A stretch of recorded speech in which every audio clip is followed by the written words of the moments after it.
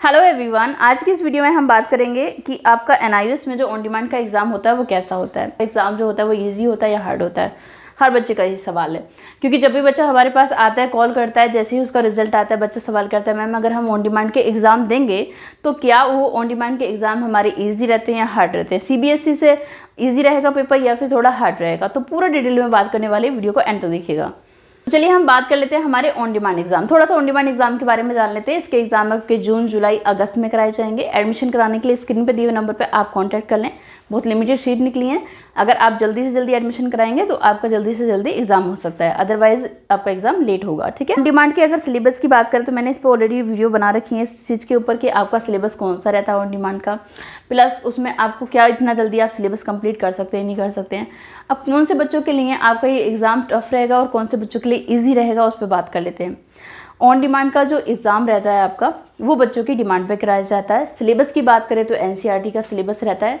जो आप 11th-12th class का या 9th-10th क्लास का सिलेबस पढ़ कर आ रहे होते हो वही सिलेबस एनआईओएस के अंदर होता है। ठीक है। बस आपको टाइम चाहिए थोड़ा सा रिविज़न करने का, कोई चेंज सिलेबस नहीं होता। ऐसा नहीं है कि आपका ऑन डिमांड का सिलेबस अलग है, पब्लिक एग्जाम का सिलेबस अलग है।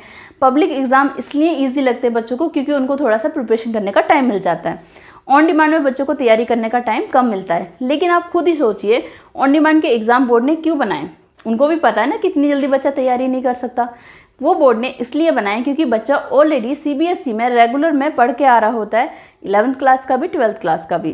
तो उस बच्चे को बस थोड़ा सा टाइम चाहिए रिवीजन करने का, उसके बाद में वो अपना एग्जाम क्लियर कर सकता है। जो बच्चे रेगुलर से पढ़ कर आ रहे होते हैं, चाहे आप सीबीएसई बोर्ड के स्टूडेंट हो, यूपी बोर्ड के स्टूडेंट हो या फिर आप किसी अदर स्टेट बोर्ड के स्टूडेंट हो, सभी स्टूडेंट आपके एनसीईआरटी का सिलेबस पढ़ कर आ रहे होते हैं। अगर आप 10th क्लास में फेल है तो आप 9th-10th का सिलेबस पढ़ कर आ रहे हैं, रेगुलर में पढ़ कर आ रहे हैं। ठीक है।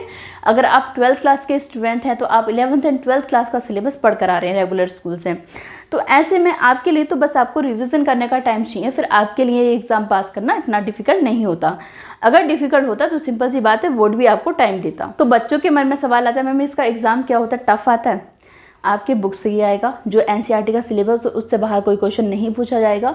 लेकिन अगर आपका बेसिक क्लियर नहीं है, आपने पढ़ाई सही तरीके से, आपकी पढ़ाई नहीं हो पाई थी किसी कारण से, फिर आप ऑन डिमांड के लिए अप्लाई ना करें, बिकॉज वो आपको टफ लगेगा।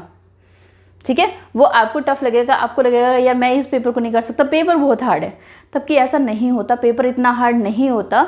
आपका कॉन्सेप्ट पे डिपेंड करता है कि आपका कॉन्सेप्ट कितना क्लियर है। बस फर्क कितना है, जो आपके अक्टूबर में बच्चे एग्जाम देंगे या अप्रैल 24 में एग्जाम देंगे, वो पब्लिक एग्जाम के स्टूडेंट है, उनको टाइम मिलेगा पूरा साल पढ़ाई करने का। लेकिन आप भी तो पढ़ाई कर आ रहे हो ना, आप तो रेगुलर से पढ़ाई कर आ रहे हो। ये बच्चे क्या है कि एनआईओएस में डायरेक्टली आए, डायरेक्टली उन्होंने पढ़ाई करी, सेल्फ स्टडी करी। आप तो स्कूल से पढ़ कर आ रहे हो, आपका कॉन्सेप्ट तो और अच्छे से क्लियर हो गया होगा।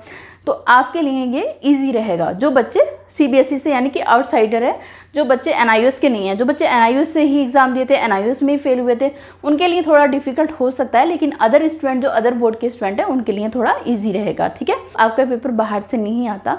बस हाँ इतना है कि अगर बच्चे ये सोच रहे हैं कि बिल्कुल स्टडी भी ना करनी पड़े, मार्कशीट की वैल्यू भी पूरी रहे, तो ऐसा पॉसिबल नहीं है। आपको पढ़ाई करनी पड़ेगी। ठीक है।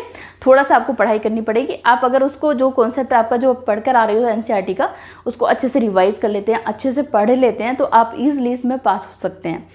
आई होप कि इस वीडियो से आपकी हेल्प हुई होगी। अगर आपका इस टॉपिक से रिलेटेड कोई भी डाउट है तो आप मुझे कमेंट्स कर देना, मैं नेक्स्ट वीडियो में उस टॉपिक को इंक्लूड कर लूँगी। ठीक है। तो चलिए मिलेंगे नेक्स्ट वीडियो में। Thank you for watching.